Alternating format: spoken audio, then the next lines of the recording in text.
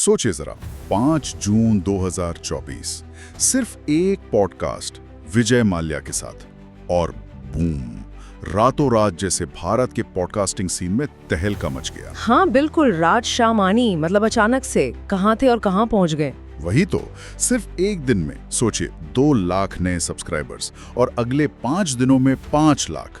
ये आंकड़े इन्होंने सीधे सीधे रणवीर इलाहाबादी जैसे स्थापित नाम को पीछे छोड़ दिया और नंबर 1 पॉडकास्टर बन गए। ये कोई छोटी बात नहीं है, एकदम से सब कुछ बदल गया। तो आज हम इसी उथल पुथल को, इसी बदलाव को थोड़ा गहराई से समझने की कोशिश कर रहे हैं। हमारे पास जो जानकारी है, जो अलग अलग बातें सामने आई हैं, हाँ, वो सब मिलकर एक कहानी बताती हैं।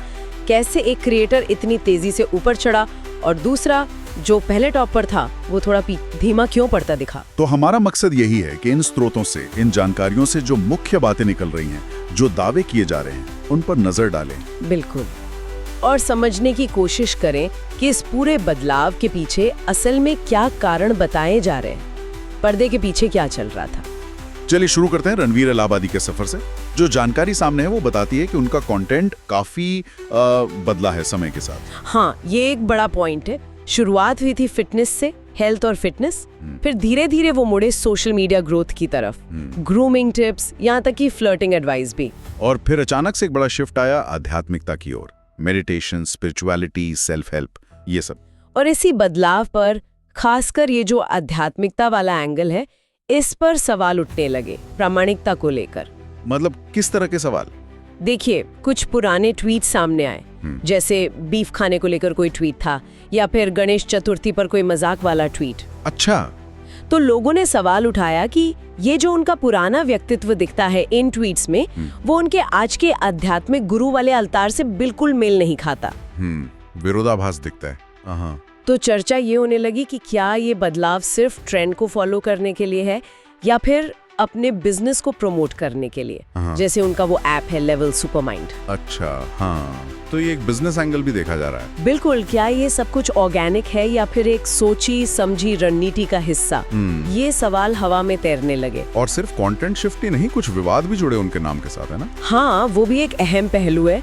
एक लेटेंट वाली कंट्रोवर्सी का जिक्र आता है, जहां उन पर किसी पॉडकास्ट में एक आपत्तिजनक मजाक करने का आरोप लगा था। फिर वो ऑपरेशन सिंदूर वाला मामला, कहा गया कि उस दौरान उन्होंने भारत और पाकिस्तानी ऑडियंस के लिए अलग अलग तरह की बातें की, अपना स्टैंड बदलते रहे। ओह, तो ये भी उनकी छवि के लिए ठीक नहीं रहा होगा। जाहिर है, ऐसी घटनाओं से विश्वसनीयता पर सवाल उठते हैं। ये विश्लेषण भी यही इशारा करते हैं कि इन विवादों ने भी उनकी पब्लिक इमेज को नुकसान पहुंचाया। और इसके अलावा उनके पॉडकास्ट में दी गई जानकारी पर भी सवाल उठे, मतलब तथ्यात्मक गलतियों के आरोप। हाँ, ये भी एक गंभीर बात सामने आई। जैसे एक दावा ये था कि पुराने जमाने में जिसने कहा कि पृथ्वी गोल है, उसे फांसी दे दी गई थी। अच्छा, लेकिन इतिहास तो कुछ और कहता है शायद। बिल्कुल, पाइथागोरस, अरस्तु, एराटोस्थेनेस, इन सब ने प्राचीन काल में ही पृथ्वी के गोल होने की बात कही थी या साबित किया था, और इनमें से किसी की मौत फांसी से नहीं हुई। तो ये जानकारी तथ्यात्मक रूप से गलत थी। ये तो बड़ी गड़बड़ है। और भी उदाहरण हैं, जैसे इजराइल फिलिस्तीन के इतिहास पर बात करते हुए 1948 के नकबा का जिक्र ही न करना। नकबा यानी जब लाखों फिलिस्तीनियों को उनकी जमीन से विस्थापित किया गया था, ये उस संघर्ष का एक बहुत ही अहम और दुखद पहलू है। उसे पूरी तरह नजरअंदाज कर देना। हाँ, उसे पूरी तरह से छोड़ देना इतिहास की अधूरी तस्वीर पेश करता है। और वो प्रोटीन शेक वाली बात, वो क्या थी? मैंने भी सुना था कुछ। अरे हाँ, वो तो काफी वायरल हुआ था। दावा ये था कि प्रोटीन शेक को पचने में 3 साल लगते हैं। 3 साल? ये तो मतलब वैज्ञानिक रूप से बिल्कुल बेतुका लगता है। बिल्कुल। तो इस तरह की तथ्यात्मक गलतियों ने भी उनके क्रेडिबिलिटी पर सवाल खड़े किए। लोग पूछने लगे कि क्या रिसर्च ठीक से होती है या बस कुछ भी कह दिया जाता है। और शायद सिर्फ आम दर्शक ही नहीं, दूसरे क्रिएटर्स ने भी इस पर ध्यान दिया। हाँ बिल्कुल, कुछ क्रिएटर्स ने खुलकर या दबी जुबान में आलोचना भी की। सुनने में आया कि तन्मय भट्ट ने कहीं मजाक में उन्हें कैपिटलिस्टिक गुरु जैसा कुछ कहा था। अच्छा। और श्वेता गांगवार जैसी क्रिएटर ने भी पॉजिटिविटी बेचने वाले ट्रेंड पर कटाक्ष किया था, जिसे कई लोगों ने रणवीर के कंटेंट से जोड़ा। तो ये सब चीजें मिलकर एक नैरेटिव बना रही थीं। समझ गया। तो ये तो हुई रणवीर इलाहाबादी की कहानी का एक पक्ष, जहां कंटेंट में बदलाव, प्रामाणिकता पर सवाल, विवाद और तथ्यात्मक गलतियां, ये सब मुद्दे नजर आ रहे हैं। बिल्कुल। अब सिक्के का दूसरा पहलू देखते हैं, राज शमानी का उदय। हाँ, उनकी ग्रोथ तो कमाल की रही, खासकर उस विजय माल्या वाले इंटरव्यू के बाद। जबरदस्त। रातों रात सब्सक्राइबर बेस में इतना बड़ा उछाल। उनका फोकस काफी क्लियर रहा है, ज्यादातर बिजनेस, एंटरप्रेन्योरशिप, फाइनेंस, इसी के इर्द गिर्द। तो क्या ये माना जाए कि क्योंकि उनका फोकस बिजनेस पर था, इसलिए वो उस तरह के विवादों से बच गए जिनका सामना रणवीर को करना पड़ा, जैसे अध्यात्म या एलियंस जैसे विषयों पर ज्यादा बहस होती है? ये एक नजरिया हो सकता है। बिजनेस कंटेंट शायद थोड़ा कम विवादास्पद होता है, जब तक आप सीधे सीधे कोई गलत सलाह ना दे रहे हो। रणवीर के विषय जैसे अध्यात्म या व्यक्तिगत रिश्ते, वो ज्यादा व्यक्तिपरक होते हैं और उनमें मतभेद की गुंजाइश ज्यादा रहती है। लेकिन क्या राज शमानी पर कोई सवाल नहीं उठे? क्या उनकी कहानी बिल्कुल साफ सुथरी रही है? नहीं, ऐसा भी नहीं है। कुछ रिपोर्ट्स और विश्लेषण राज शमानी पर भी उंगली उठाते हैं। उन पर भी जानकारी को गलत तरीके से पेश करने के आरोप लगे हैं। अच्छा, किस तरह के आरोप? ओह, मतलब मिस इंटरप्रिटेशन का मामला? हाँ, या शायद जानबूझकर गलत व्याख्या। और इसके अलावा उनकी जो स्ट्रगल स्टोरी है, उस पर भी सवाल उठाए गए हैं। स्ट्रगल स्टोरी मतलब अपने संघर्ष की कहानी? हाँ, वो अक्सर अपनी साधारण शुरुआत, आर्थिक तंगी, खराब अंग्रेजी का जिक्र करते हैं, लेकिन कुछ जानकारी ये सामने आई कि वो इंदौर के एक जाने माने स्कूल, नेशनल पब्लिक स्कूल से पढ़े हैं। अच्छा। उन्होंने बीबीए और शायद एमबीए भी किया है, और उनके पिता का डिटर्जेंट पाउडर का एक काफी सफल और स्थापित बिजनेस है इंदौर में। तो मतलब पृष्ठभूमि उतनी भी साधारण नहीं थी जितनी बताई जाती है? ऐसा कुछ लोगों का मानना है।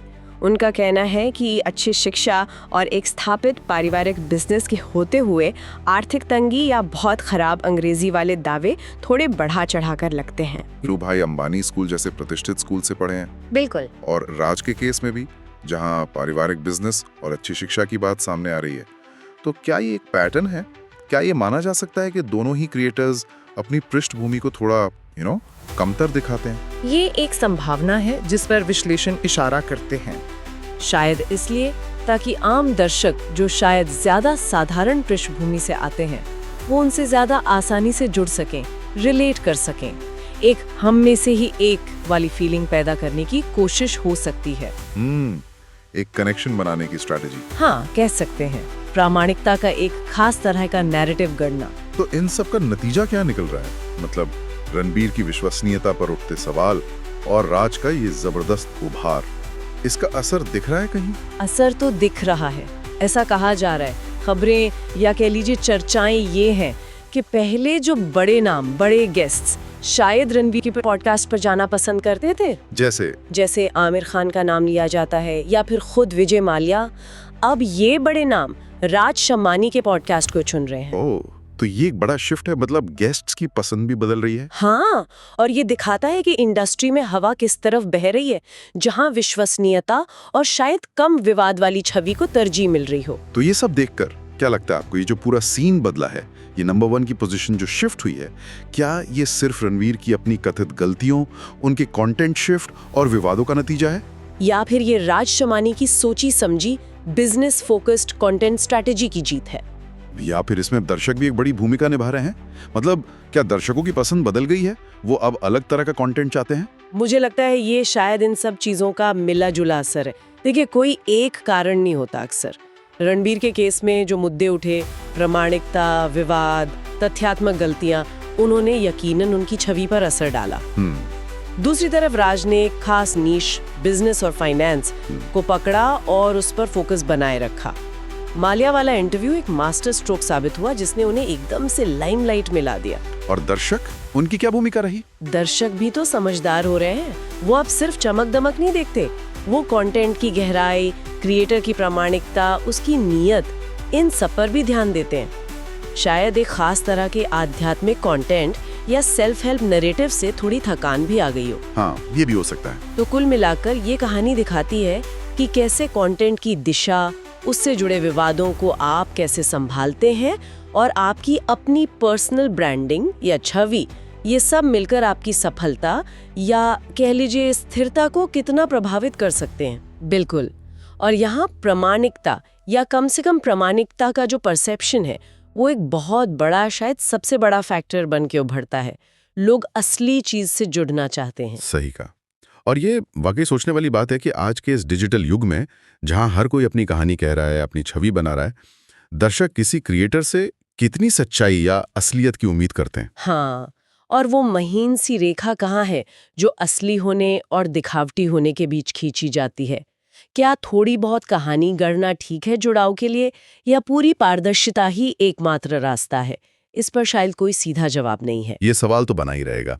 खैर, ये तो थी हमारी आज की पड़ताल इस पूरे मामले पर। और हाँ, अगर आपको भी इस तरह की गहरी बातचीत, अलग अलग पहलुओं को समझने में मजा आता है, तो हमारे साथ जुड़े रह सकते हैं। बिल्कुल। अक्सर ऐसा होता है कि लोग कंटेंट देखते हैं, जानकारी लेते हैं, जो कि बहुत अच्छी बात है, पर फिर चैनल को सब्सक्राइब करना शायद ध्यान से उतर जाता है। हाँ, तो अगर आपको ये विश्लेषण, ये बातचीत पसंद आई हो और आप आगे भी ऐसे विषयों पर जानकारी चाहते हैं, तो एक बार सब्सक्राइब बटन पर नजर डाल सकते हैं। इससे हमें भी हौसला मिलता है। चलिए फिर मिलेंगे अगली बार एक नए विषय और नई जानकारी के साथ।